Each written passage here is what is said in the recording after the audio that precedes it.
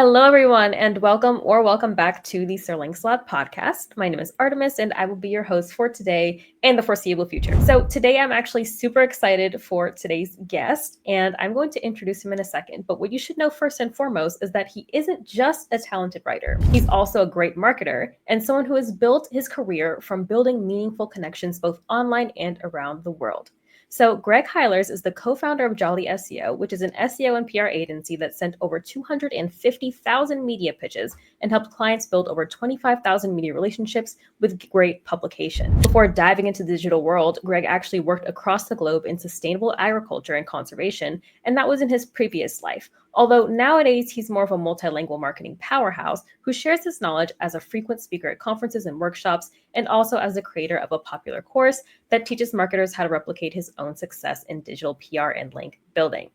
All right, so I know you guys are going to love hearing from Greg. So without further ado, let's hop into it. Greg, thank you so much for taking the time to chat. Artemis, thanks for having me. It's my absolute pleasure. So I kind of want to start off from the beginning. I know that you're not the only person behind JollySEO. You have an awesome team behind you, and you also have a great co-founder. So I would love to hear more about how you actually met the co-founder, Morgan, and how you guys decided to make the agency happen. Yeah, Morgan Taylor is my co-founder. We have been friends since he was in 11th grade and I was in 12th grade. That puts it at over 20 years. And we are 50-50 partners in this, which a lot of people say you should not do. But I liken why? it. What's the logic behind it? Their logic is very business savvy, and that if you have a disagreement, it can be very challenging to move forward because who gets the last say? Right, that makes sense. When you've known someone for that long, then you probably know how each other thinks and works pretty well. So that makes sense for you. It does. I liken it to a marriage. We have a strong bromance, and although sometimes that can mean there are disagreements, we figure out how to do it, and like a real marriage, at the bedrock of it all is deep trust. So I wouldn't do this business any other way. Right. I love that. And you guys just decided one day that you wanted to not just be bromancy and to be friends, but you wanted to actually open up a business. How did that happen? Yeah, we were doing content mill work. We were writing articles without understanding what SEO was. I naively thought, wow, people just love reading what I write. But we slowly learned what SEO was, and it was Morgan's pitch that, hey, you're already writing most of the articles at this agency. Why don't you just tell them we can take care of everything, and then we'll build a team. So credit to Morgan on this one. Really, we started as Jolly Content, what I thought was a cute play on words, and then slowly learned about SEO as the years went on. Gotcha. And that's an awesome progression, to be honest. Where did Jolly come from? Is it just like you wanted something upbeat and cute, or does it have another meaning behind it? We liked the piratey theme. We had to establish a brand, and to be honest with you, we thought that with this little pirate skeleton, we could convey like we're razor thin on the pricing. Like we're not gonna be adding fat to the thing. It was a lot. It was a reach, but the Jolly part stuck. I definitely see where the heart is at there, and I think that you could have gone in a more kitschy direction, for lack of a better term. Like, what do pirates do? Jolly SEO. So I could have. I did all those things. Trust me. And now you're over it. Yeah, I'm not wearing my hat anymore. I'm not. Yeah, no, we did it. Oh, you had a hat. I'm so jealous. Our cute logo had a hat. We didn't go that far. We could have gone there. Okay, gotcha. Noted. So we decided to go in a more standard professional direction with it, and I totally see the appeal. We have collared shirts now. Thank you very much. Okay. He said we are serious business. Valid. I totally get it. I want to talk a little bit more about your particular origins before you even went into the content writing and agency business. So I know that your origin working in sustainable agriculture and conservation, it seems like a completely different world from what you do now. And I think it's super interesting. I know that there are two completely different universes, but I'm curious to know if there's anything that you learned from your experience there that you've kind of just carried along with you throughout your marketing career today. Yeah, I mean, the biggest two things I can think of, it may seem obvious, but patience. Agriculture is not an overnight thing. You've got to plan the year before for the next year. It takes months to get your product out the door. And then the other one is with that, sometimes seasonal disturbances happen in agriculture and you lose all that planning and prep that went into what you were hoping would be a good harvest. So, not just patience, but use whatever adjective you want, but resilience. You've got to be able to roll with those punches. And I think everyone who's listening, whether you're working just yourself as a freelancer or you've got a team that you've created, there's a lot of ups and downs when you're running a business. And that to me has helped me through it, having had that foundation. That's awesome. To be honest with you, I barely know anything about agriculture. I had a basil plant once and it died within 2 weeks. So I know that those skills are transferable, but it makes me kind of want to try again just to see if my transferable skills have actually taught me how to have that kind of Christ-like patience that can sometimes be necessary in business that we both know. So you do actually have a few other talents other than knowing all about conservation and marketing and things like that. You are also a multilingual person. I'm trying to figure out what word I'm looking for, but as a fellow cultural enthusiast, I find people who are able to have those kinds of skills that can also apply in marketing to be super interesting in how they actually apply them. So do you actually use the languages that you know, namely Mandarin and Spanish in your work right now, or do you just use it to like communicate with friends and family? Yeah. Well, when I first started in freelance, I was an editor. And that was because I met who's my wife now. We were traveling in Guatemala. Anyway, long story short, I'm in China while we're recording this because she is Chinese and I had to come to China if I wanted to be with her. My first clients were Chinese and I took a long hiatus until this year. I met a really great guy and he is running the Shenzhen SEO conference in September. I don't know when we'll get this podcast live, but it's coming up in just 2.5 weeks. So definitely, I will do my best to communicate in Mandarin while there. But to be honest, it's in my experience, the hardest part is just getting over the discomfort of opening your mouth, being okay with the fact that you're not a native speaker. Everyone says it when you start talking about it. It's so uncomfortable, but doesn't really matter your competency. You put people at ease. You excite them when you try to speak their language. So although I'll go up on stage and I'll say to everyone like, "Hey, I wish I could do the whole talk in Mandarin," I'll say that part in Mandarin. But now I'm going to switch to English to do what I actually have expertise in. Uh, they'll just be happy that I tried and know that afterwards they actually could have a chance to approach me. So that's my spiel on the value of learning language, even in the days of AI auto translate. I think if you want to connect with another human, just even a word or two in their own language goes a very long way. I love that. And I especially trust that coming from you because building connections is your thing. Like that's what you do. And I do find it more fun with Asian languages. So my first foreign language was actually Japanese. And you would say like two things in Japanese, and people would be so impressed and just happy you were even trying. But with some other cultures, particularly, I also speak a bit of French. And I went to France and I was speaking French, and it was like way less rewarding just because, it's more of a international business language than like an Asian language would be. So people use it more in business and they're less impressed because of that. So I think that it's still a fun business tool, but I can see why you're like, it's more important to convey this information than it is to be super personable and have that up on 10. So that's really interesting to hear. Yeah, it's All awesome right. for you and the people you met that you know Japanese. Yeah, I wish that it was better, but you use it or lose it kind of deal. And when you're not living in the location, then as you know, it's a little bit hairy, but I think that's super cool. So I actually kind of want to dive into your expertise and your business now that we've touched a little bit more on your background as well. So your agency was the first to offer what you refer to as done for you HARO-style backlinks. Can you kind of break down for our listeners what this is and why exactly it works?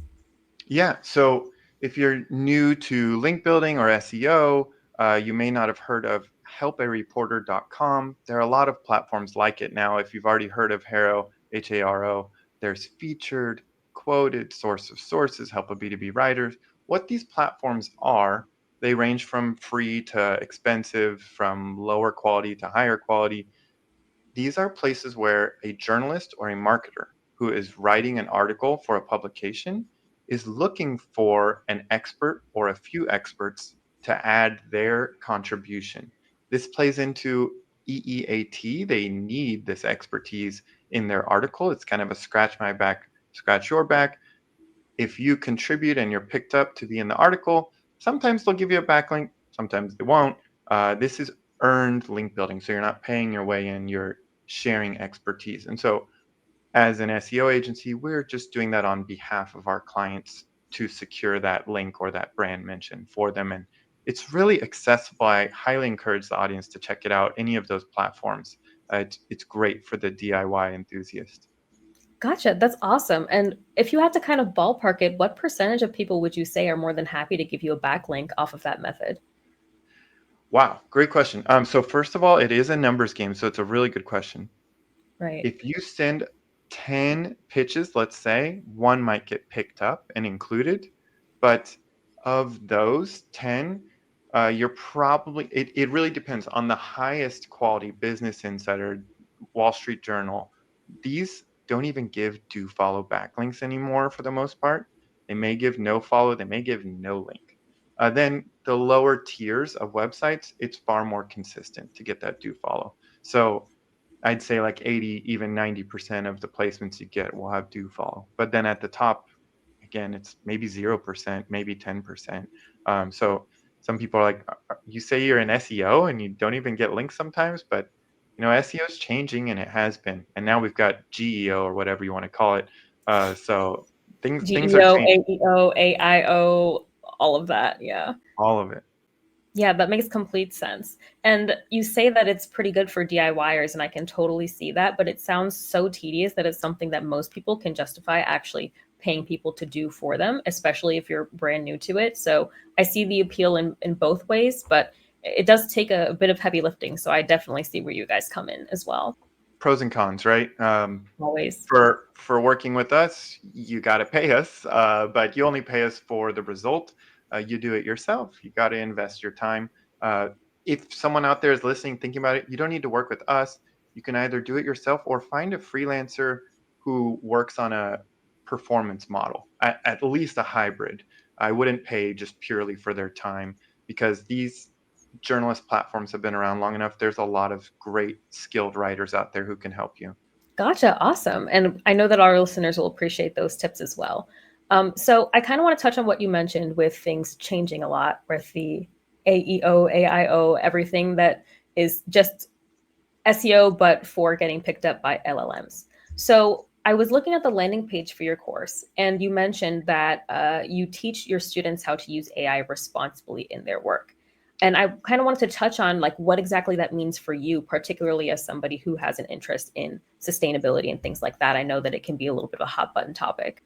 Yeah, absolutely. So just to frame this, we're not worried about our own website because this content isn't going on our site, right?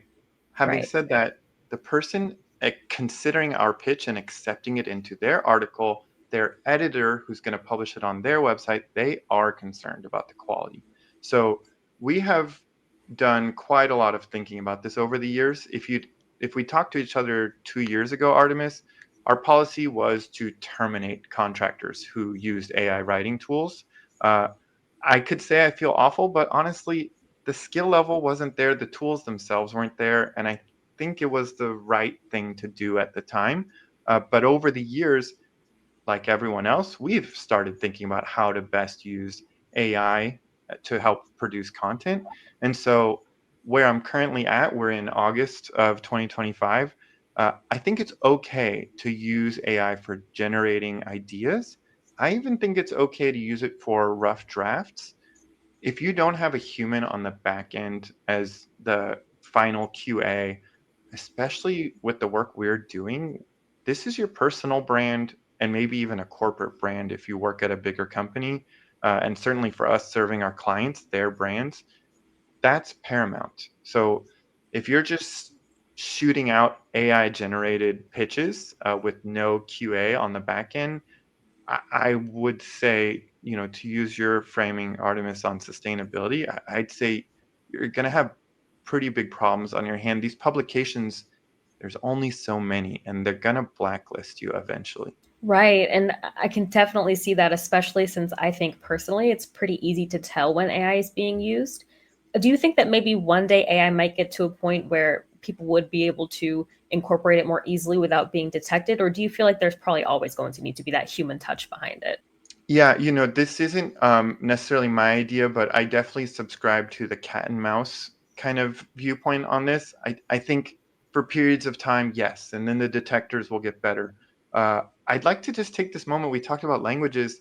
There is one really unfortunate casualty in all this. It's the English second language writer, someone who English isn't their native language.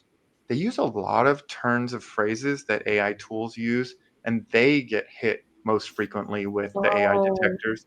So I'm not really sure what the solution is there, unfortunately, but I think publishers are starting to think about, just because the AI detector says it's AI doesn't necessarily mean this isn't a real human. So kind of a non-answer for you, but yes and no. We really require human involvement in the end product because it's definitely not there today. That's my best answer. right. And I totally get where you're coming from. And by the way, that is the most marketing agency answer ever is it depends, because to be honest it often does, like most of the time. So I totally get where you're coming from. I'm What? curious. I'm an SEO expert. I gotta say it. He said, what did you expect? Valid. So I'm curious, with all the updates that you've mentioned in the industry, I know that you guys are doing your best to adapt, because right now AI is, I don't want to say it's unavoidable, but it's getting harder and harder to avoid every day, even that's something that you aren't interested in. How do you find that the recent updates with the AI industry have affected your strategy right now, if at all? Yeah. Well, let's start with Google, and I'll try to be quick. There was a pretty big churn event as an SEO service provider in early 2024 because Google did a deal with Reddit and launched AI overviews at the same time. So that was a little scary.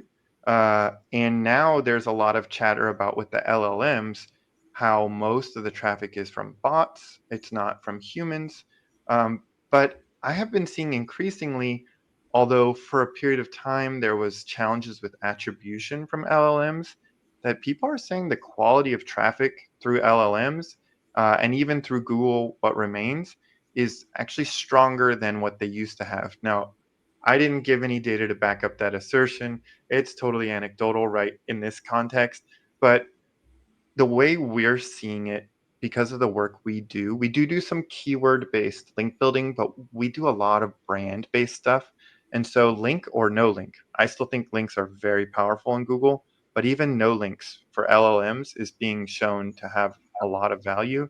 uh, I don't really see our strategy needing to shift a whole lot in the next year or two, because as far as I see, the increase in branded search, the LLMs referencing, it's called a co-citation of brands, uh, Google still continuing to value links, all those things together for me say if we just go out there and earn the right kind of links, we don't do paid link building, but earn the right kind of links.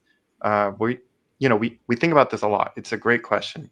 But for now, most of our strategy is more like how do we communicate our value to the market that we're still valid, where a lot of them rightly are wondering like what is the right way forward in this new era. But Right, and the it's work such a itself, tricky one.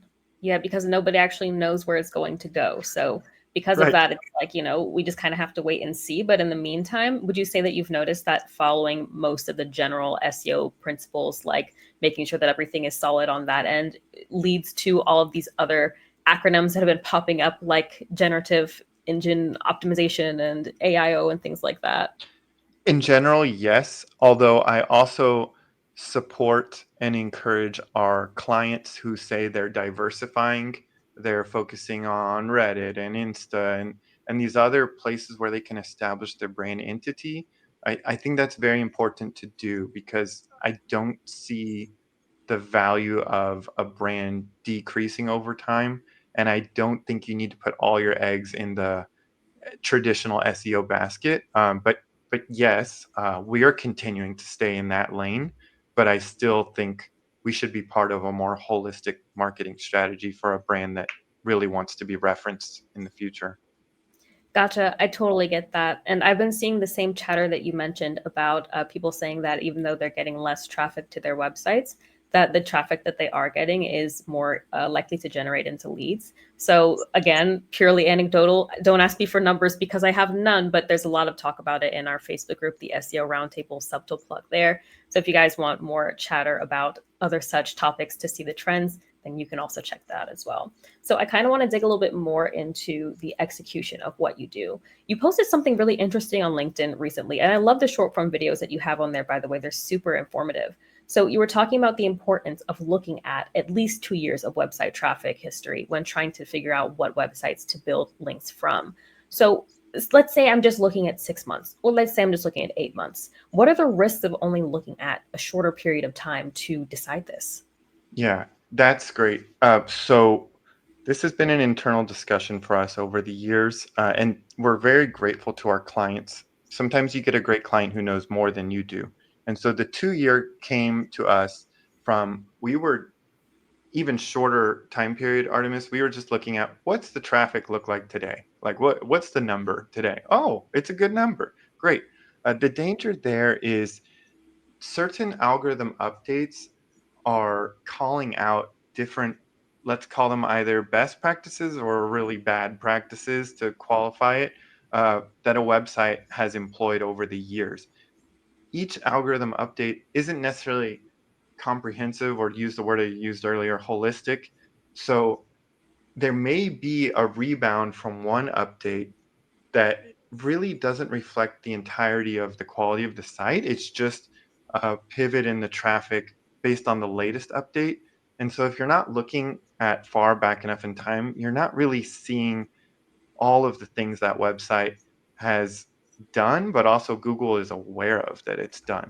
So you may catch it in a really rosy looking picture in the last 6 months, but you may miss out on the fact that 12 months ago, Google did observe something and plummeted its traffic. And it could be just 3 months around the corner now that Google's going to reinforce what it already knows about that website. So that for us, link building is about relationship building. And so you really want to know a little bit more about the character of that website than just today. These are pretty tight, almost permanent relationships once the links are built. So I like to think about it human to human, right? Like you and I are just meeting, and it's awesome to meet you, but you and I aren't going to go like link our bank accounts today, right? Like I'm going to get to know you. We're going to. Debatable. Okay. Okay. No, Well, let I me get see what you you. got first, and then we'll. Yeah, that's the idea behind looking further back in time. Gotcha. I get it. So it's pretty much just compensating for anything that might not be in the little picture, like any sort of times where they weren't following best practices, and they might still not be doing that, but Google's volatility is not really showing that accurately. I totally get that. So you talk a lot about building these relationships, and I think that that's awesome as the core of what you guys do. And right now, you've already built thousands of relationships and helped all these brands get all this visibility. If you could leave our listeners with just one piece of advice about building these meaningful connections, what would that be? Yeah. So in outreach, especially in link building, and I think a lot of your audience might be in the link space, which I love the Facebook group, and SirLinksalot is an awesome outfit. We sometimes leave the impression as SEOs and link builders that we are very transactional. And so you'll see common turns of phrases like, how much for this link, right? Or like, hey, I gave you this, where's the link? In our space, we take a little bit longer of a view. Sure, we want the short term win. We want the brand mention, the do follow link, even. What's really important is that we remember on the other side of this is a human being. So we say things like please, we say things like thank you. We don't say things like where is my compensation for this? We don't offer monetary compensation. We really are trying, and I know it's still a business relationship. I'm not trying to pretend that they're our friend, that we're taking out to dinner or anything. We're trying though to treat them as a person, like they want to be treated as, because on the other end of every email inbox is a human. So I would just encourage people to remember that that's a real person you're sending a message to, and you likely would get a lot more reward over time if you treated them like one. Gotcha. That's an awesome food for thought, especially in the age where everybody is fighting for that kind of authenticity and coming off as authentic, in an age where everybody is kind of leaning on towards things like AI or just mass reaching out and is trying to cast as wide a net as possible. So I think that's super valuable advice. And you've actually given us a lot of advice to chew on, Greg. So I wanted to take a second to thank you so much for taking the time to share your expertise with us. And if you guys want to learn more about Greg and what he does, I'm going to leave some links down in the description so that you can access things like maybe tuning into one of his webinars or one of his conferences if you're able to go, even signing up for his course. So check that out when you guys have time. I'll also see you guys very soon because we'll be uploading some fresh new content with some fresh new faces. So please keep an eye out. Thank you so much, and I will see you next time. Thanks for having me on, Artemis. It's my pleasure. Bye, everyone. Hey everybody, thanks for watching. If you found this helpful, make sure to give us a like, drop a comment, subscribe, so you don't miss out on any future SEO insights. And hey, if you're serious about your rankings, head over to SirLinksalot.co, check out our premium link building services, guides, and free SEO tools. See you next time.